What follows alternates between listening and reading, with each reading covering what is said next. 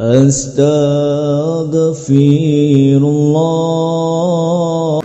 Bismillahirrahmanirrahim. Assalamualaikum warahmatullahi wabarakatuh. Alhamdulillah wassalatu wassalamu ala Rasulillah wa ala alihi wa sahbihi wa mawalah wa la hawla wa la quwata illa billahi wa ba'd.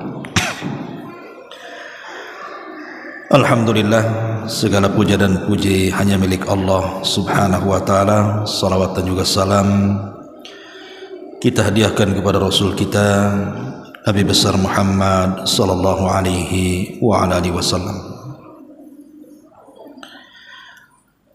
Pembahasan di malam hari ini sebuah hadis yang dikeluarkan dari Imam Al-Bukhari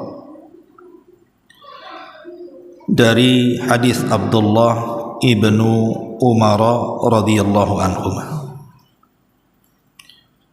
Hadis yang sangat masyhur sekali yang mengingatkan kita tentang zuhud di dunia.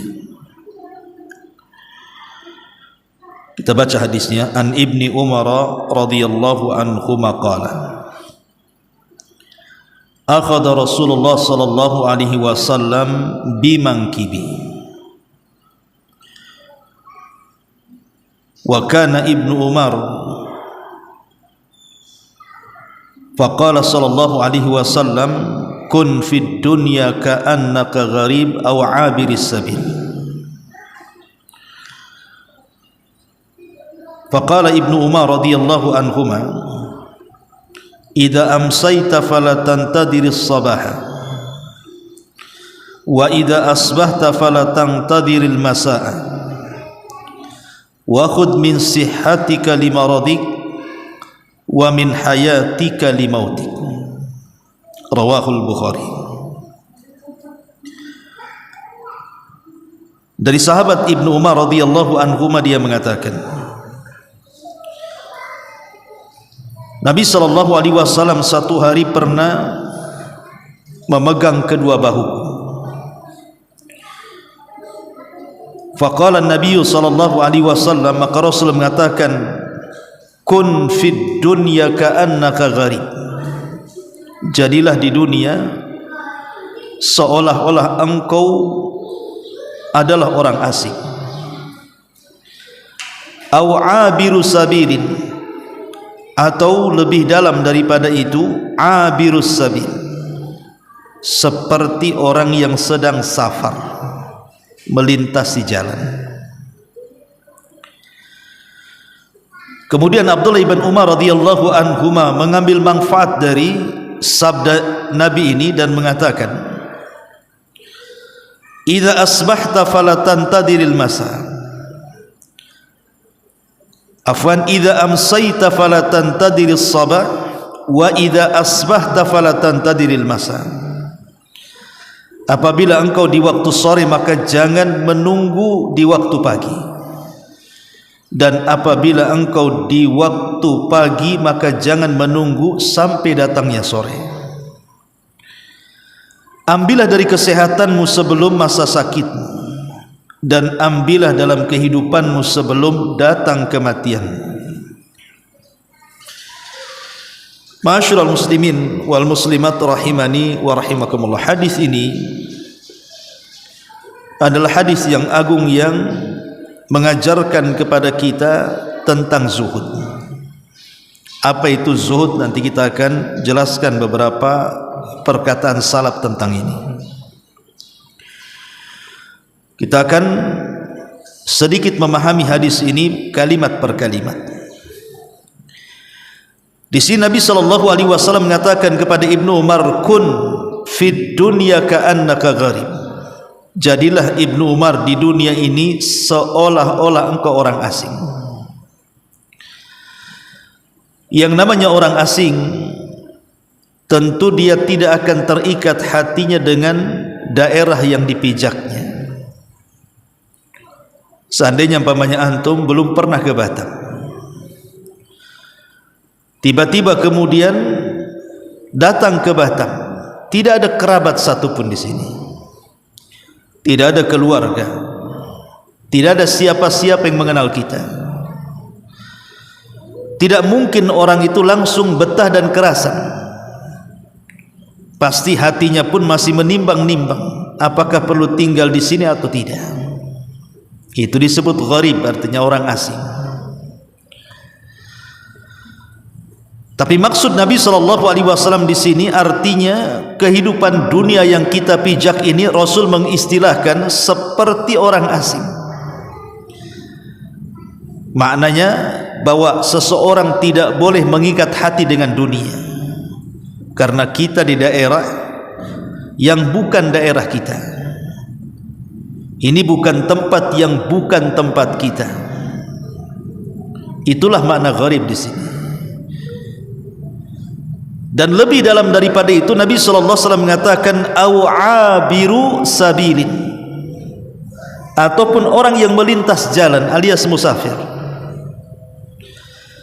Seseorang musafir kalau seandainya singgah di satu tempat dan belum sampai kepada tujuan yang dituju, tentu tidak akan mungkin lama kalau hanya sekedar beristirahat. Seperti mamanya kita naik bus lah, kalau di Jawa itu kan jauh-jauh tuh bus tuh. Biasanya ada tempat-tempat istirahat. Kalau lelah kemudian berhenti, mungkin di situ ada makanan yang dijual atau mungkin ingin buang hajat dan begitu seterusnya. Kemudian melanjutkan perjalanan lagi. Lah seperti itulah Nabi SAW mempermisalkan bahwa dunia ini hanya tempat markir saja. Habis itu kemudian berangkat lagi. Inilah yang disebut dengan haqiqatuz zuhdi namanya, hakikat zuhud. Bahwa hakikat zuhud itu artinya qisarul amali fid dunya, memendekkan angan-angan tentang dunia. Tapi masalahnya ada sebuah kisah menarik dari seorang khalifah namanya Sulaiman ibn Abdul Malik ibn Marwan rahimahullahu ta'ala. Satu hari dia bertanya kepada Abu Hazim dan mengatakan, ya Aba Hazim, limadha nuhibbud dunya wa nakrahul akhirah? Wahai Aba Hazim, kenapa kita ini senantiasa mencintai dan terikat hati kita dengan dunia dan membenci akhirat, membenci kematian? Maka Abu Hazim rahimahullah ta'ala mengatakan, li'annana nu'ammirud dunya wa nukharribul akhirah. Karena kita terlalu memakmurkan dunia dan menghancurkan akhirat. Karena kita terlalu memakmurkan dunia sehingga akhirnya terlupakan tentang akhirat, bahkan boleh jadi merobohkan akhirat. Itulah yang menyebabkan kita tidak suka dengan kematian dan suka dengan dunia. Lah Abdullah ibn Umar radhiyallahu anhuma ini nasihati oleh Nabi SAW, jadilah kau di dunia seperti orang asing yang tidak ada terikat dengan tempat yang ditempatinya, ataupun seorang musafir yang hanya singgah sesaat kemudian berangkat lagi. Dalam sebuah hadis yang dikeluarkan Imam Ahmad, Rasul mengatakan, mali walid dunya innama masali wa masalud dunya kamathali raqibin fi dhilli syajaratin thumma raha wa tarakaha. Apa artinya aku dengan dunia, kata Rasul?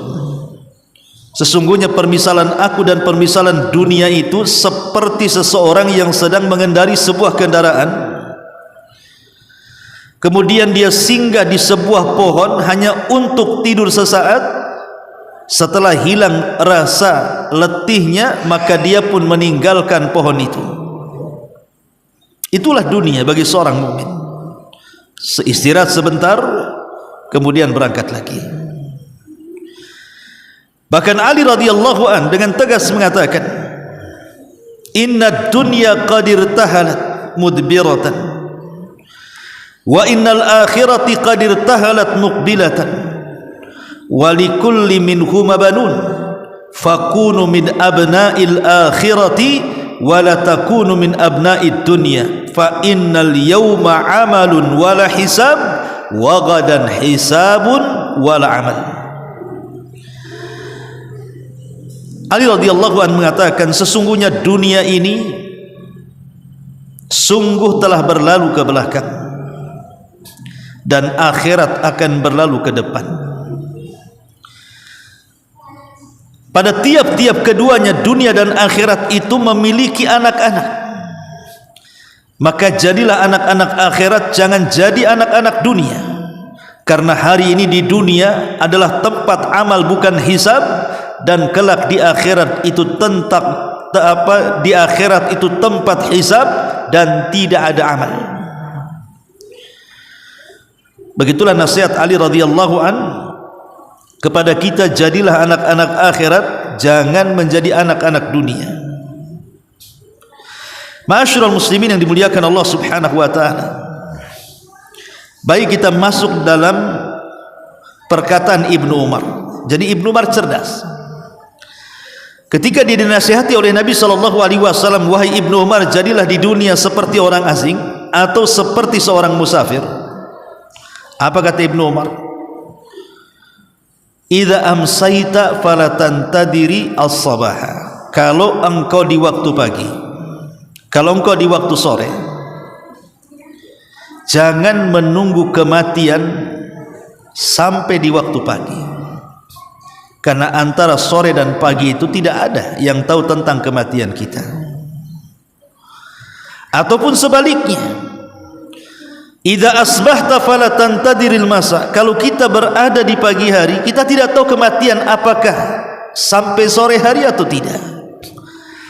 Maknanya apakah satu hari ini kita akan selamat dari kematian atau tidak.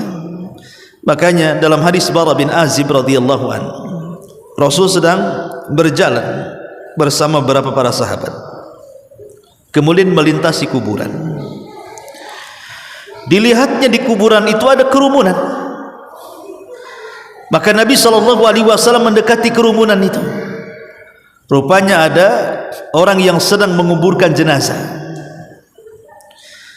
Maka Nabi SAW mengatakan kepada kerumunan para sahabat ini, bimithli hadza falyamalil amilun. Dalam kondisi seperti inilah kalian harus mengambil pelajaran. Hendaklah orang-orang yang lambat amalnya percepat amalnya. Maknanya sebelum kalian dikubur seperti orang ini. Dalam kondisi seperti ini, maka ambillah amalan kalian yang terbaik. Karena seseorang tidak tahu kematiannya kapan. Makanya ada istilah seterang-terangnya matahari yang menyinari bumi itu pasti ada waktu tenggelamnya. Ataupun seterang-terangnya cahaya bulan dalam purnama, pasti ada waktunya menghilangnya. Maknanya bahwa sehebat apapun manusia dalam jabatan, dalam kepemimpinan, sepanjang apapun umur manusia, sehebat apapun kekuatan manusia, tetap ada waktu ajalnya. Karena tidak ada manusia yang kekal di dunia ini. Telinga yang mendengar pasti ada waktunya ditulikan Allah. Mata yang melihat pasti ada waktunya dibutakan Allah. Lisan yang bicara pasti ada waktunya dibisukan Allah. Bahkan ruh yang ada pada badan kita ada waktunya Allah mencabutnya.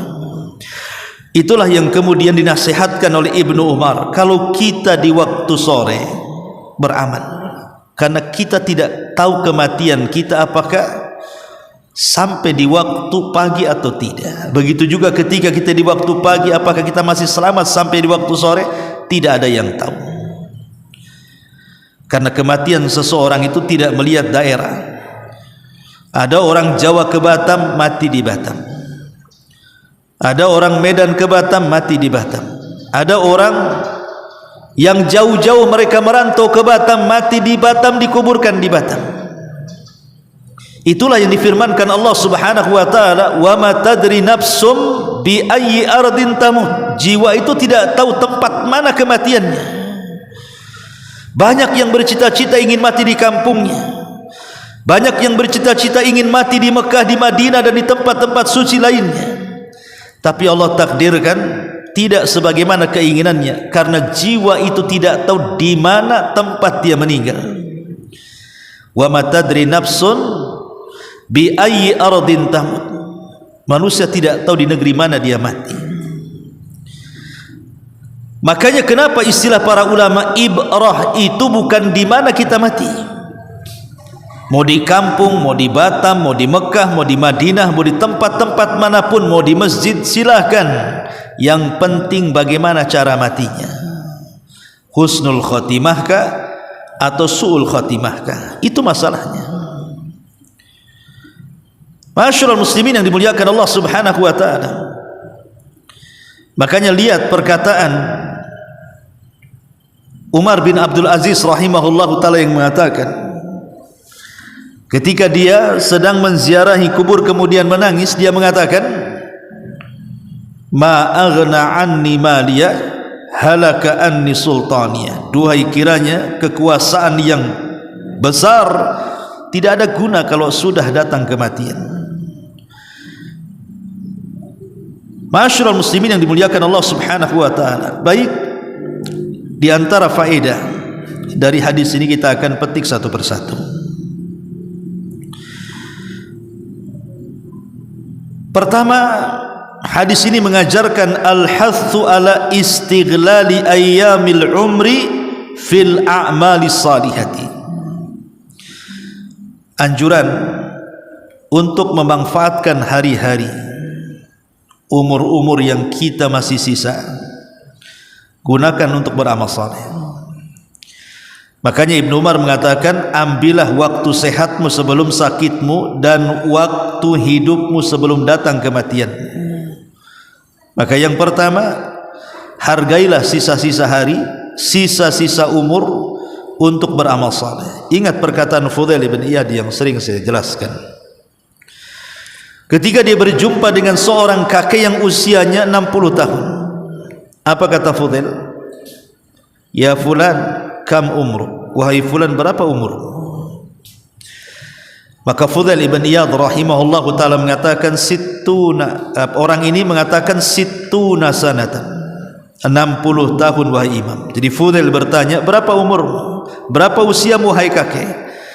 Maka kakek ini mengatakan 60 tahun.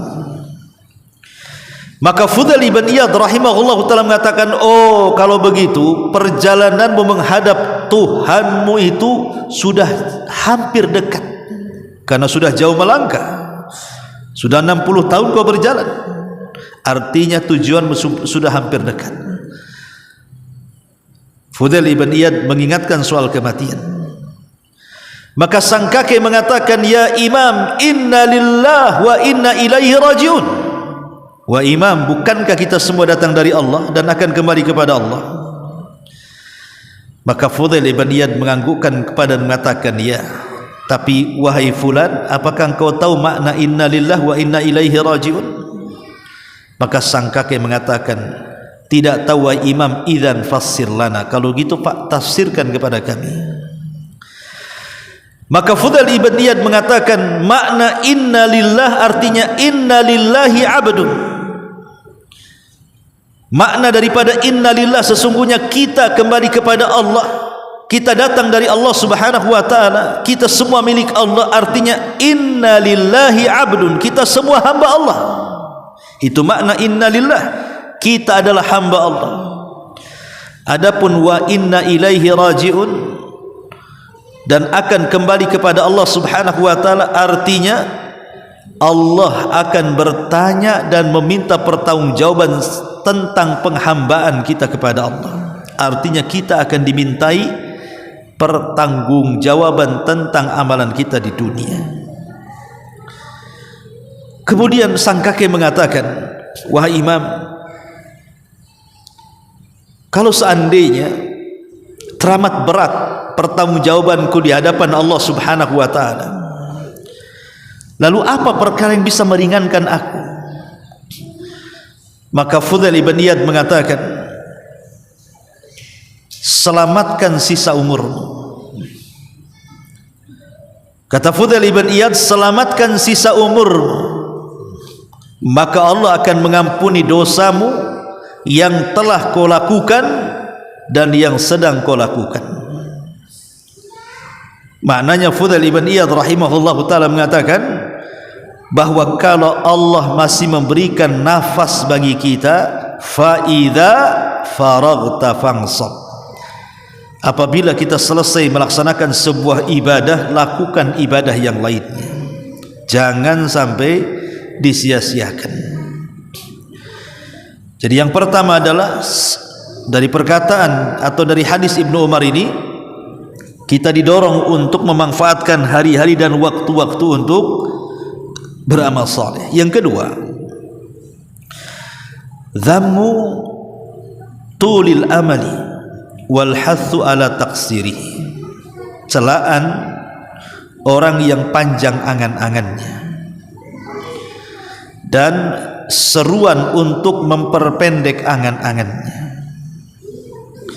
Maksud di sini adalah panjang angan-angan soal dunia, karena tabiat manusia apabila melihat sesuatu dari perkara-perkara kenikmatan dunia, maka dia akan menghayal. Itu tabiat manusia.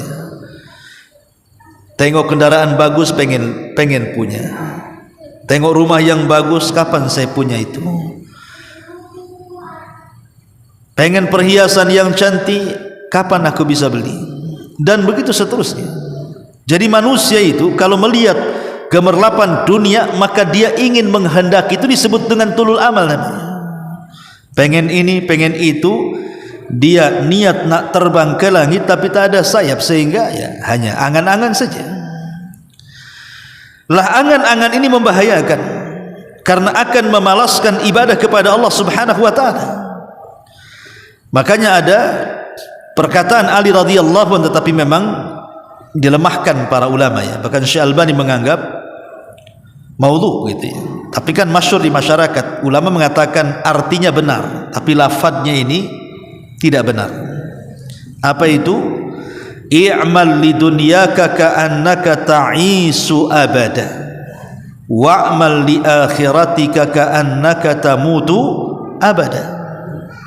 Beramalah untuk duniamu seolah-olah engkau akan hidup selamanya, tapi beramalah untuk akhiratmu seolah-olah engkau akan mati besok. Penggalan yang kedua sahih, beramalah untuk akhiratmu seolah-olah engkau akan mati besok, karena ada hadis yang mengatakan, kata Nabi SAW, salatlah seperti salat muwaddi'in, seolah-olah tidak ada salat setelah itu.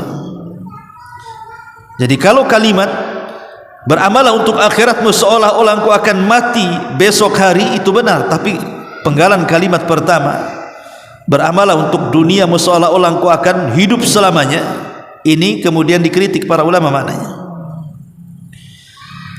Ma'asyiral muslimin yang dimuliakan Allah Subhanahu wa taala. Maka yang kedua adalah dalam hadis ini ada celaan terlampau memperpanjang angan-angan. Yang ketiga, hadis ini mengajarkan kepada kita al-hathu ala ightinami al-awqat, berusaha untuk menjaga setiap waktu-waktu yang berlalu, karena setiap waktu-waktu yang berlalu ini berharga bagi seorang mukmin. Makanya ada istilah satu hari meninggalkan kita berarti satu hari meninggalkan umur dari umur kita. Karena semakin berlalu hari, semakin matani maghbunun fihima katsirun minan nas as-sihhatu wal faragh. Dua nikmat yang senantiasa dilupakan manusia. Pertama kesehatan, dan yang kedua waktu luang. Disinilah Ibnu Umar mengatakan, ambillah waktu sehatmu sebelum sakitmu dan waktu hidupmu sebelum datang kematian. Ini diantara faedahnya. Kemudian juga faedah selanjutnya, halul mu'min fid dunia. Bagaimana seorang mukmin itu berjalan di dunia? Maka hadis Ibnu Umar mengatakan bahwa seorang mukmin berjalan di dunia ini jangan sampai kemudian hatinya terpaut dengan dunia. Cukuplah badan kita ini yang hidup di dunia, tapi hati jangan dipautkan dengan dunia. Inilah yang disebut dengan zuhud namanya. Hasan Sufyan Ats-Tsauri rahimahullahu taala, dia kan ulama kaya, ikhwan. Ketika kemudian dia ditanya oleh muridnya, "Wahai Imam, engkau selalu bicara soal zuhud," katanya. "Di mana-mana kau bicara soal zuhud, dan engkau adalah imamuz zahidin, imamnya orang-orang yang zuhud. Tapi kenapa kau kaya raya?" Kata. Jadi orang ini tidak memahami zuhud itu kalau bisa ya pakaiannya compang-camping, rambutnya awut-awutan banyak debu, makannya pakai karak nasi yang dijemur gitu. Nggak boleh pakai lauk enak-enak ya, pakai tahu tempe aja. Kenapa tak makan daging? Zuhud Ustaz. Itu baju itu udah berapa hari tak ganti? Zuhud Ustaz. Kenapa sandalnya itu pakai terapi ya? Zuhud Ustaz. Bukan itu, bukan zuhud, itu orang miskin itu. Zuhud itu bukan itu, karena imamnya para zahidin, orang-orang yang zuhud, orang kaya raya, Sufyan Ats-Tsauri. Nah, dengan Sufyan di sini ya. Kalau akhi Sufyan ya beda dengan Sufyan Ats-Tsauri, imamus salaf ya. Dia kaya raya, tapi dia imamnya orang-orang yang zuhud. Jadi ditanya oleh muridnya, "Engkau ini bicara zuhud dan kau imamnya orang-orang yang zuhud, tapi kekayaanmu melimpah." Maka Sufyan Ats-Tsauri mengatakan, "Likai la atamandalu ala al-muluk." Dia mengatakan, kenapa aku harus kaya? Supaya aku tidak menjadi penjilat pemerintah. Kalau aku miskin, aku bisa menjadi menjilat pemerintah. Lihat para ulama-ulama yang mereka memfatwakan apapun yang dikehendaki pemerintah. Apakah pemerintah menghendaki kebaikan ataukah keburukan, yang jelas keluarkan fatwa mendukung pemerintah walaupun yang disuruh itu keburukan. Lah Imam Sufyan Ats-Tsauri tidak mau seperti itu. Saya tidak mau menjilat pemerintah, karena dengan saya kaya, saya tidak meminta kekayaan kepada mereka. Aku bisa mengatakan yang hak adalah hak, yang batil adalah batil. Makanya dia orang yang paling menentang, berani kepada pemerintah. Dia menasihati dengan lantang, karena dia bukan ulama penjilat. Kemudian dia mengatakan, zuhud itu meletakkan kekayaan di tangan dan tidak memasukkan ke dalam hati. Itulah makna zuhud. Zuhud itu meletakkan kekayaan di tangan dan tidak sampai dimasukkan ke dalam hati. Karena hati orang-orang yang zuhud itu hanya untuk Allah. Seandainya ada kekayaan yang datang, cukup mampir di tangan. Kalaupun seandainya kekayaan hilang, maka hilang dari tangan. Ketika kemudian hanya mampir di tangan dan hilang dari tangan, hati tidak mungkin terpengaruh. Mau miskin pun dia tidak akan sedih, karena hanya dari tangan ke tangan saja. Datang uang di tangan, pergi uang dari tangan, tidak sempat mampir di hati. Tapi kebanyakan orang itu banyak yang menjadikan uang itu sebagai hambanya, sehingga Nabi SAW mengatakan, ta'isa abdu dinar wa ta'isa abdu dirham. Celaka hamba-hamba dinar dan dirham. Sebelum tidur yang terpikir uang, dalam tidur mimpinya uang, bangun tidur cerita uang, sepanjang hari lagunya uang, dan begitu seterusnya. Lah kalau sudah seperti ini, maka sulit untuk zuhud. Ini juga diantara faedah bahwa kondisi seorang mukmin dengan dunia ini, seolah-olah dunia ini hanya tempat berniaga untuk akhirat, hanya tempat untuk bertani untuk akhirat. Kalau dia sukses berniaga untuk akhirat, maka dia akan mengambil keuntungan yang baik di akhirat. Kalau dia sukses menanam di ladang dunia untuk akhirat, maka dia akan menuai kebaikan di akhirat. Ad-dunya mazra'atul lil akhirah, dunia ini tempat bercocok ladang untuk akhirat.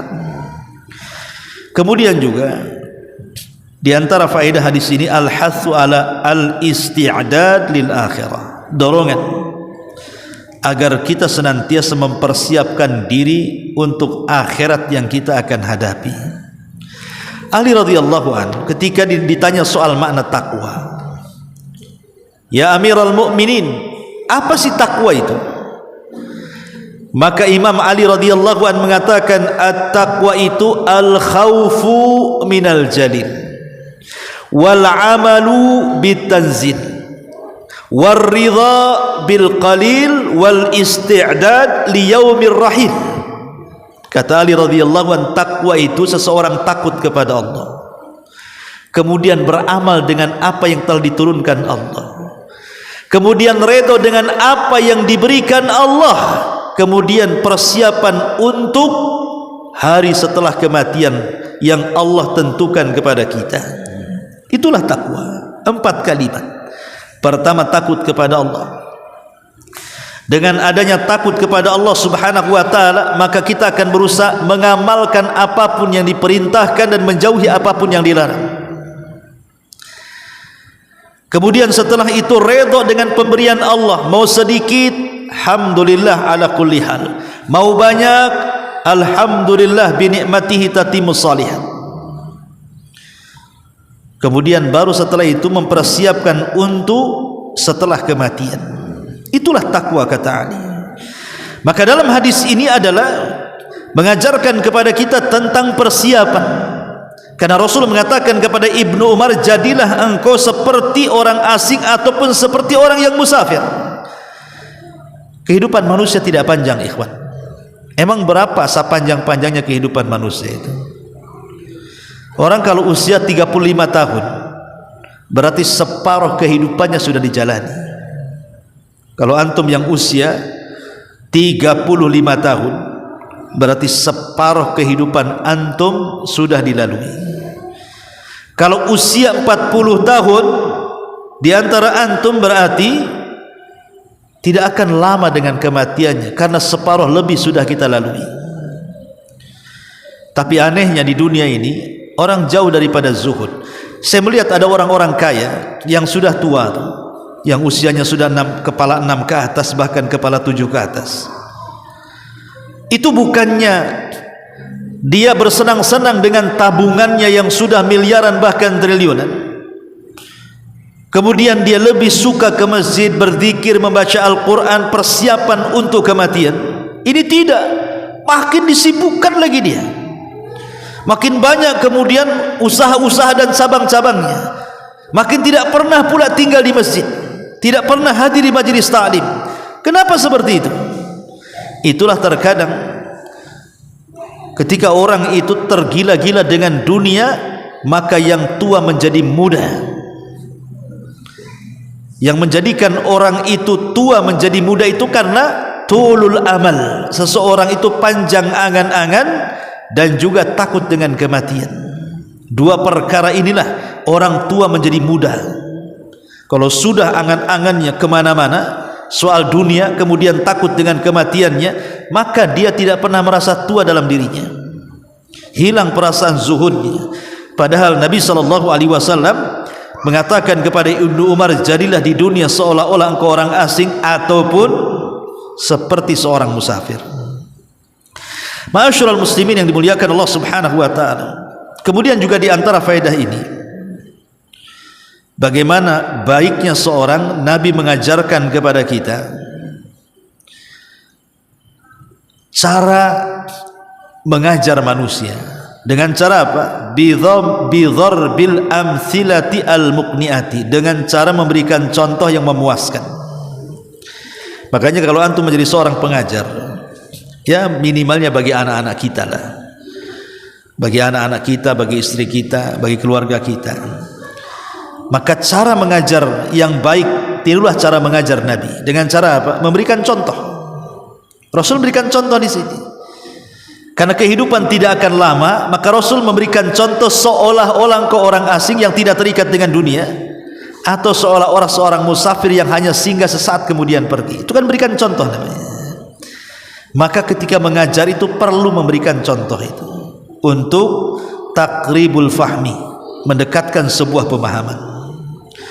Kemudian juga di antara faedah ini adalah kata para ulama, al-mubadaratu ilal a'mali as-salihah fil waqtil ladzi anta fihi, bersegeralah untuk mengamalkan amal soleh di waktu yang anda sedang gunakan. Karena Ibnu Umar mengatakan apa? Kalau engkau di waktu pagi, jangan nunggu di waktu sore. Kalau engkau di waktu sore, jangan nunggu di waktu pagi. Artinya ketika berada di waktu itu, pikirkan kira-kira apa yang bermanfaat untuk akhiratnya.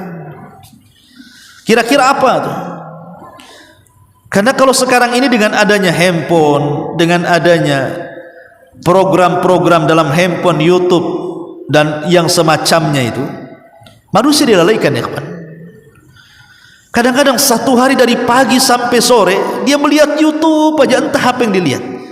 Ya kalau dengerin ngaji gitu ya, dengerin ceramah, kemudian ataupun ingin belajar tentang masalah dunia, entah pertukangan, entah masak, entah apa, mungkin ada manfaatnya ya.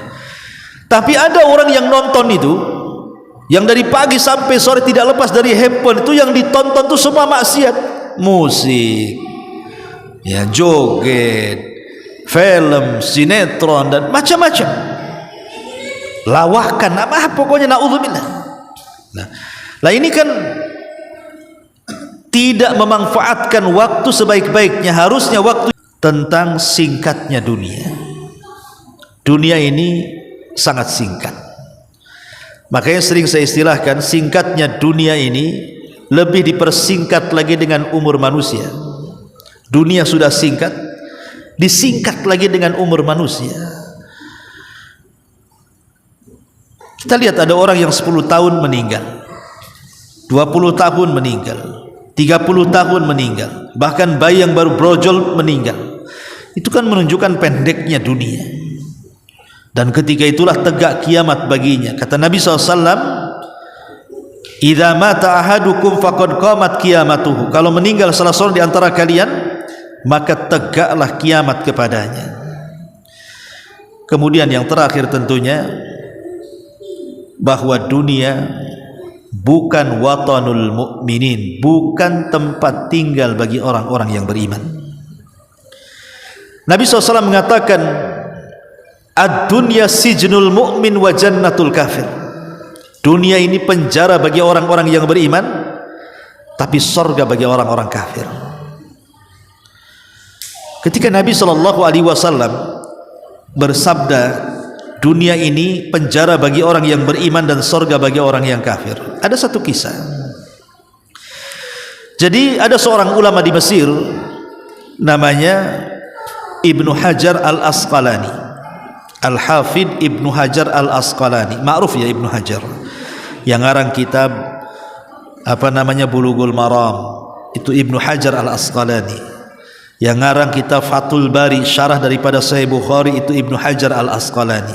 Banyak karyanya Ibnu Hajar al-Asqalani, ulama yang mumpuni dalam pengetahuan. Jadi Ibnu Hajar al-Asqalani ini pernah menjadi qadhi di Mesir pada zamannya. Ya, namanya qadhi tentu dimuliakan, dihargai, dikasih fasilitas negara, digaji, dikasih macam-macam fasilitas. Jadi satu hari Al-Hafidh Ibnu Hajar al-Asqalani ini jalan-jalan, kemudian lewat di sebuah pasar. Ketika orang-orang pasar melihat ulama mereka, Al-Hafidh Ibnu Hajar al-Asqalani melintas di pasar, semua keluar memuliakan, memuji, menghargai. Zaman dulu memang luar biasa, ulama dihargai betul. Ilmu dan para ulama itu luar biasa di zaman itu, lain dengan zaman sekarang. Jadi ketika di pasar itu orang-orang berkerumun kepada Al-Hafidh Ibnu Hajar untuk bertanya, untuk menyalami dan begitu seterusnya, adalah orang miskin dari Yahudi yang sedang duduk di tengah-tengah pasar itu. Dia melihat pasar kosong, kemudian berkerumun kepada Al-Hafidz Ibnu Hajar. Akhirnya dia pun dalam hatinya terpikir, hebat kali orang itu, demikian mulianya orang itu, siapa orang itu? Akhirnya kemudian Yahudi miskin ini bertanya kepada kawannya yang muslim, siapa orang itu sebenarnya, kenapa begitu dihargai? Maka kawannya yang muslim mengatakan, celaka engkau, dia adalah ulama kami, dia Al-Hafidz Ibnu Hajar Al-Asqalani, kau tidak tahu namanya? Kemudian kata Yahudi miskin, saya tidak tahu karena saya bukan seorang muslim. Tetapi Yahudi mengatakan, bisa kau antarkan aku kepada dia? Kata kawannya yang muslim, bisa. Akhirnya dihantarkan, kemudian diperkenalkan, ya Imam, di sampingku adalah orang Yahudi, dia ingin berkenalan dengan. Maka Al-Hafidz Ibnu Hajar Al-Asqalani langsung melirik orang Yahudi itu dan langsung menghormatinya, kemudian mengatakan, ya fulan, apa yang anda kehendaki dariku? Maka Yahudi miskin ini mengatakan, ya Imam, aku ingin bertanya sesuatu. Saya pernah mendengar nabimu mengatakan bahwa dunia ini penjara bagi orang-orang yang beriman dan sorga bagi orang-orang kafir. Apa tidak terbalik? Aku di matamu, karena aku seorang Yahudi, pasti engkau menganggap aku ini kafir. Aku ini kafir. Dan engkau di matamu, engkau adalah seorang mukmin. Sekarang kita terapkan hadis ini, wahai imam, katanya dunia ini sorga bagi orang-orang kafir dan penjara bagi orang-orang yang beriman. Perasaan yang di penjara aku di sini gitu. Aku miskin, susah gitu ya. Untuk cari uang pun susah, untuk cari makan pun susah, harus banting tulang. Engkau enak sekali, kau duduk di kendaraanmu, kau digaji pemerintah dengan jubah yang mewah, dihargai dan dihormati manusia. Bagimu sorga ya imam, bagiku neraka dunia ini, katanya. Dia bilang, bagiku neraka. Al-Hafidz Ibnu Hajar, dia orang cerdas. Dia mengatakan kepada Yahudi miskin ini, wahai Yahudi, hadis itu sahih bahwa dunia ini penjara bagi orang yang beriman dan sorga bagi orang kafir. Kau ingin tahu maknanya? Maka kata Al-Hafidz Ibnu Hajar mengatakan, adapun dunia penjaga bagi orang, penjara bagi orang-orang yang beriman, ya, karena saya atau seluruh orang-orang yang beriman masih terpenjara dengan dunia ini. Kami belum bebas dengan dunia ini. Kami harus melaksanakan kewajiban Allah, salat, puasa, zakat, haji dan begitu seterusnya. Kami masih dibebankan dengan syariat, masih dianjurkan thalabul ilmi, bersedekah, beribadah dan yang lainnya. Kami juga masih disentuh dengan sakit, dengan ujian dan begitu seterusnya. Tapi kami dijanjikan oleh Allah Subhanahu wa taala dengan sorga pada hari kiamat. Jadi apa yang kami derita di dunia, dari itu semuanya akan tergantikan dengan sorga. Maka di dunia kami terpenjara karena masih mengharuskan untuk beribadah kepada Allah. Tapi engkau wahai Yahudi, kata Ibnu Hajar, kenapa dunia sorga bagimu? Kenapa dunia ini sorga bagimu? Karena dibandingkan dunia dan neraka yang menantimu, itu lebih ringan ujian di dunia daripada Allah masukkan kau ke neraka. Maka dunia bagimu masih sorga bila dibandingkan dengan neraka yang menantimu. Ma'asyiral muslimin yang dimuliakan Allah Subhanahu wa taala, ini di antara faedah-faedah makna dari hadis Abdullah ibnu Umar radhiyallahu anhuma. Wallahu a'lam, mudah-mudahan ada manfaatnya. Subhanakallahumma bihamdika, asyhadu an la ilaha illa anta, astaghfiruka wa atubu ilaik. Allahu ta'ala alam. Assalamualaikum warahmatullahi wabarakatuh.